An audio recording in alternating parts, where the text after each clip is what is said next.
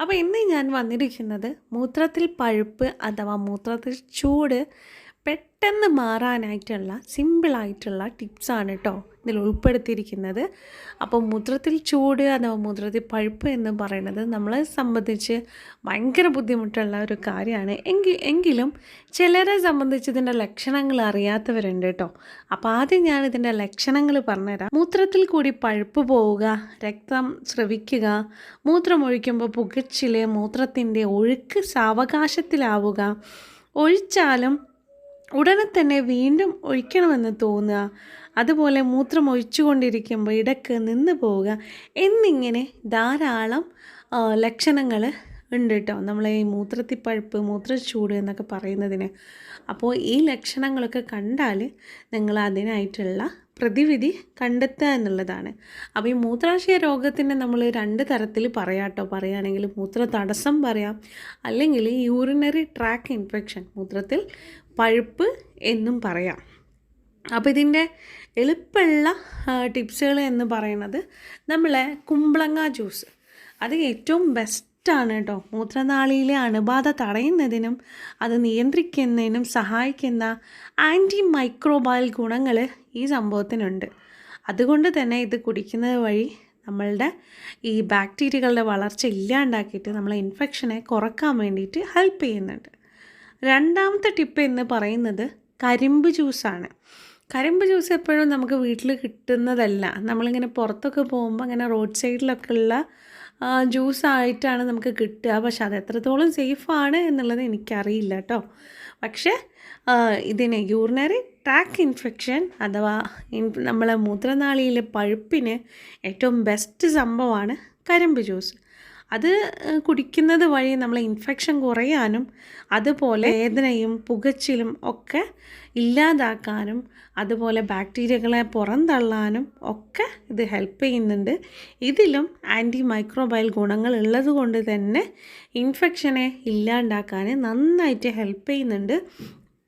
അതിന് പുറമെ നമ്മളെ കിഡ്നി സ്റ്റോണിനെ പുറന്തള്ളാൻ, അതുപോലെ ഈ പ്രോട്ടീൻ ലെവൽ കൂട്ടാൻ ഹെൽപ്പ് ചെയ്യുന്നുണ്ട്, മഞ്ഞപ്പിത്തത്തിൻ്റെ ബുദ്ധിമുട്ട് ഇല്ലാണ്ടാക്കാൻ ഹെൽപ്പ് ചെയ്യുന്നുണ്ട്, മലബന്ധം ഒഴിവാക്കാൻ ഹെൽപ്പ് ചെയ്യുന്നുണ്ട്, നെഞ്ചരിച്ചിൽ, ആസിഡിറ്റി അതൊക്കെ ഇല്ലാണ്ടാക്കാൻ നമ്മളെ കരിമ്പ് ജ്യൂസ് ഹെൽപ്പ് ചെയ്യുന്നുണ്ട് കേട്ടോ. അപ്പോൾ ഒരു പവർ ഹൗസാണ് എന്ന് വേണമെങ്കിൽ നമുക്ക് കരിമ്പ് ജ്യൂസിനെ പറയാം.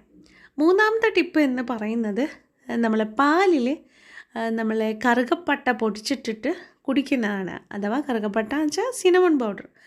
അപ്പോൾ പാലിൽ കറുകപ്പട്ട ഇട്ട് കുടിക്കുന്നത് നമ്മളെ ബാക്ടീരിയകളെ, ശരീരത്തിലെ ബാക്ടീരിയകൾ ഇല്ലാതാകാനും അതുപോലെ യൂറിനറി ട്രാക്കിലുണ്ടാകുന്ന ബാക്ടീരിയകളെ തടഞ്ഞ് അതൊരു കോട്ടിംഗ് രൂപത്തിൽ ഒരു പ്രിവെൻറ്റ് ചെയ്യുക അല്ലെങ്കിൽ അതിനെ സംരക്ഷിക്കാനും ഹെൽപ്പ് ചെയ്യുന്നുണ്ട് കേട്ടോ. അപ്പോൾ പാലിൽ കറുകപ്പട്ട പൊടിച്ചതിട്ട് കുടിക്കുന്നത് മൂത്ര തടസ്സം മാറാനും അതുപോലെ ഇൻഫെക്ഷനെ ഇല്ലാണ്ടാക്കാനൊക്കെ ഹെൽപ്പ് ചെയ്യുന്നുണ്ട്. പിന്നെ ഒരു കാര്യം, നമ്മൾ സ്ത്രീകളിലാണ് ഏറ്റവും കൂടുതൽ മൂത്രത്തിൽ പഴുപ്പ് കണ്ടുവരുന്നത്. നമ്മൾ മൂത്രമൊഴിച്ച് കഴിയുമ്പോൾ അല്ലെങ്കിൽ വിസർജനം കഴിയുമ്പോൾ കഴുകുന്നത് നല്ലപോലെ ശ്രദ്ധിക്കേണ്ട ഒരു കാര്യമാണ്. നമ്മൾ വജൈനയും മലദ്വാരവും കുറച്ച് അടുത്തായതുകൊണ്ട് നമ്മൾ കഴുകുമ്പോൾ നല്ലപോലെ ശ്രദ്ധിക്കണം. ബാക്ടീരിയകൾ തമ്മിൽ അങ്ങോട്ടും ഇങ്ങോട്ടും പാസ് ചെയ്യാനുള്ള ചാൻസ് കൂടുതലാണ്. അതുകൊണ്ട് തന്നെ ഫ്രണ്ടിൽ നിന്ന് ബാക്കിലോട്ടാണ് നമ്മൾ കഴുകേണ്ടത്. അത് നിർബന്ധപൂർവം ശ്രദ്ധിക്കേണ്ടതാണ്. അങ്ങനെ നമ്മൾക്ക് ശ്രദ്ധിക്കാണ്ട് വരുമ്പോഴും നമുക്ക് ഇൻഫെക്ഷൻ വരാനുള്ള ചാൻസ് കൂടുതലാണ്. അപ്പോൾ അതും കൂടെ നല്ലോണം ശ്രദ്ധിക്കണം. അതുപോലെ തന്നെ ആയുർവേദത്തിൽ നമ്മളെ മൂത്രത്തിൽ പഴുപ്പിനുള്ള ഒരു മരുന്നാണ് ഇഞ്ചി നീരിൽ തേന് ചേർത്ത് കുടിക്കുക എന്നുള്ളത് കേട്ടോ. അത് നമുക്ക് ഏറ്റവും തേന് നല്ലത് കിട്ടുകയാണെങ്കിൽ അത് ഏറ്റവും നല്ല ഒരു റെമഡിയാണ്. അതുപോലെ മൂത്രതടസ്സം വരികയാണെങ്കിൽ ആയുർവേദത്തിൽ പറയുന്ന മറ്റൊരു മരുന്നാണ് നമ്മൾ നെല്ലിക്ക അരച്ചിട്ട് അടിവയറ്റിൽ അത് പുരട്ടിയാൽ മൂത്രതടസ്സം മാറും എന്നുള്ളതാണ്. അപ്പോൾ ഇതിൽ ഏതാണോ നിങ്ങൾക്ക് പറ്റുന്നത് അല്ലെങ്കിൽ നിങ്ങൾക്ക് കുടിക്കാൻ പറ്റുന്നത് അത് നിങ്ങൾ ഫോളോ ചെയ്യുക.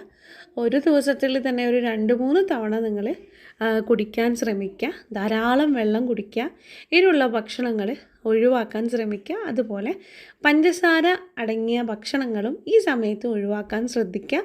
അതുപോലെ ഏറ്റവും നല്ലൊരു ജ്യൂസാണ് ക്രാൻബെറി ജ്യൂസ്. അത് കിട്ടുവാണെങ്കിൽ അത് കുടിക്കാൻ നോക്കുക. അതിൽ പഞ്ചസാര ഒഴിവാക്കിയിട്ട് വേണം നമ്മൾ കുടിക്കാൻ. അതുപോലെ വിറ്റാമിൻ സി അടങ്ങിയ ഭക്ഷണങ്ങൾ ഉൾപ്പെടുത്തുക. നമ്മൾ കഴിക്കുന്ന ആഹാരത്തിൽ വിറ്റാമിൻ സി അടങ്ങിയിട്ടുണ്ടോ എന്നുള്ളത് ഉറപ്പുവരുത്തുക. അത് ഇൻഫെക്ഷൻ ഇല്ലാണ്ടാക്കാൻ വിറ്റാമിൻ സി നല്ല ഹെൽപ്പ് ചെയ്യുന്നുണ്ട് കേട്ടോ.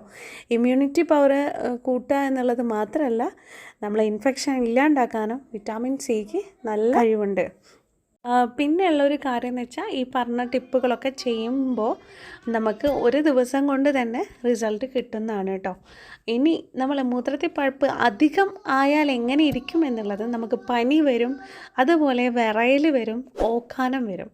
ഈ 3 ലക്ഷണങ്ങൾ കൂടുതലായിട്ട് വരികയാണെങ്കിൽ നിങ്ങൾ ഇരിക്കരുത്, ഡോക്ടർ അഡ്വൈസ് എന്തായാലും തേടണം.